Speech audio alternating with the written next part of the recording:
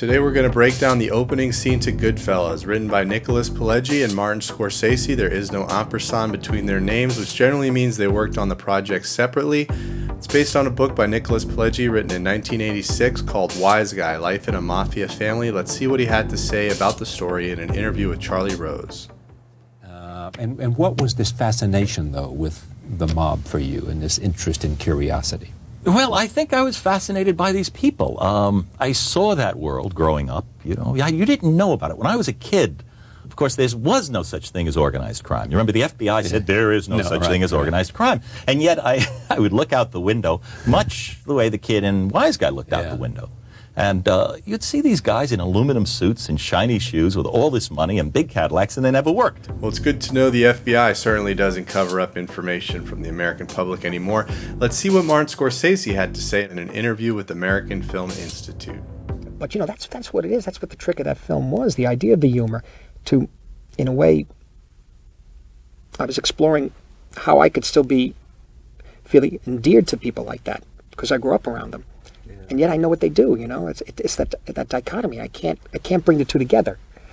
Granted, in the film, at a certain point, the minute they kill Billy Batts, Frank Vincent, it's downhill.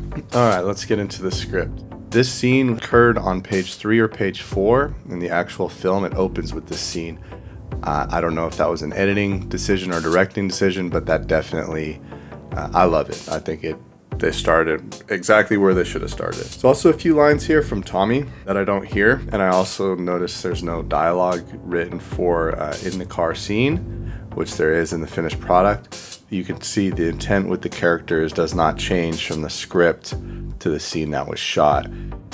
Throughout the scene analysis, I'm going to repeatedly stop at points where I feel there's a decision to be made. I want you to imagine you're in the seat of the writer or director. It ends with the song Rags to Riches by Tony Bennett. It features Robert De Niro, who plays Jimmy Conway. Ray Liotta is going to play Henry Hill. Tommy DeVito, played by Joe Pesci.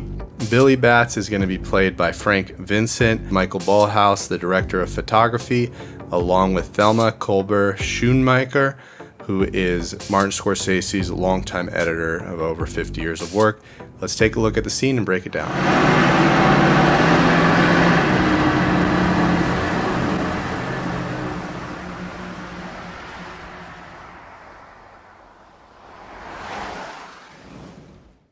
Here we have the opening. We have 3 gangsters in a vehicle. I feel a lot of writers would feel obligated to include dialogue that conveys their sense of machismo.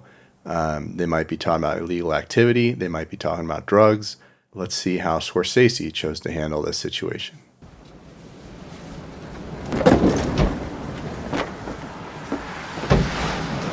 What is that? Jimmy. What's up? Did I hit something? What is that? Is it flat? All right, so Scorsese cuts right to action. They hear something in the vehicle. The 3 characters are aware there's a body in the back of their trunk, but the viewer is not. Because of this, I think it's exceptionally awesome that Scorsese chose not to have them immediately assume that the body's still alive. Instead, it seems like they're 3 normal, concerned individuals wondering why there's a weird noise coming from their vehicle. What? No. What the fuck? You better pull over and see. Yeah.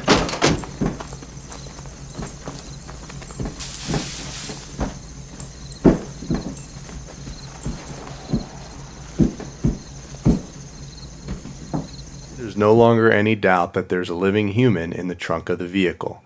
That makes this a character-defining moment as we anticipate they will do what normal people do, which is to release whoever's inside, give them a bottle of water, and call an ambulance. Let's see what they do instead.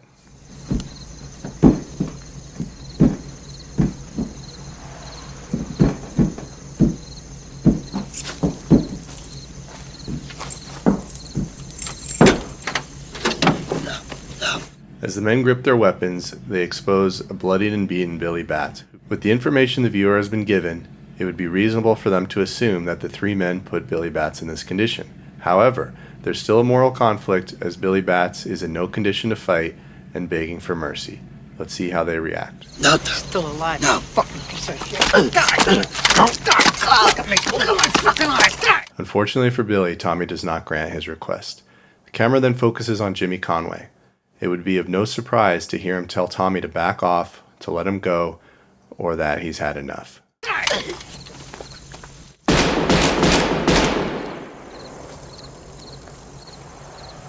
Looks like Jimmy wasn't too disappointed with Tommy's actions after all. The camera turns to Henry, who at this point has been the main focal point of the majority of shots. We anticipate he'll be our voice of reason and finally put an end to this madness.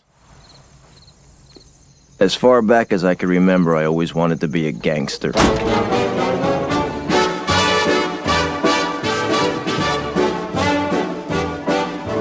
Goodfellas enters the ring swinging. You've just witnessed 3 men viciously murder a bloodied victim in the back of a trunk. And then our main character, who we assume is going to see things the way we do, tells us that all his life he wanted to be a gangster.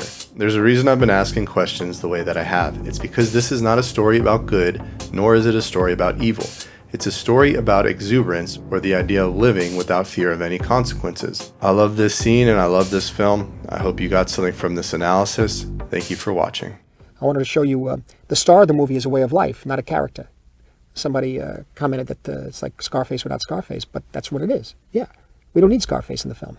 You know, it's the way of life. If you grow up around that, what I wanted to show you was the danger of the exuberance of that kind of life at first, you see. The danger of the exuberance, the danger of the excitement. When you're young, you think you're going to live forever, and you think you're tough, and you could take a few more shots in the head than somebody else could. And so you think you're tougher than the other person. Well, eventually, if you don't use your brain, you're not going to wind up anywhere.